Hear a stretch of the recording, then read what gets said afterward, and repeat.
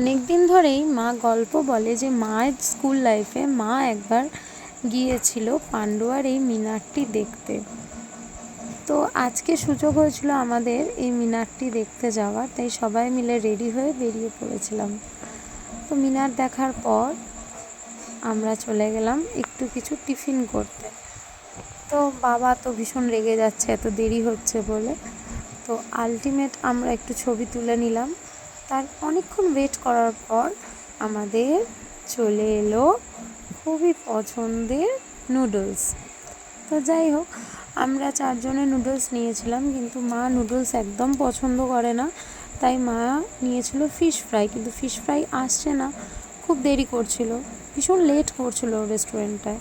তো যাই হোক, আলটিমেট এসছিল, তবে সবুরে মেয়া ফলে দারুণ খেতে ছিল। তারপরে আমার পুত্রর তো আইসক্রিম ছাড়া মোটে চলে না। আইসক্রিম খাওয়ার পর এবার আমরা ফিরছি বাড়ির পথে। ও সামনে আর আমরা পিছনে। এই দেখো, ও খাচ্ছিল চা। যাই হোক, আজকে সন্ধ্যেটা সব মিলিয়ে খুব ভালো কাটলো।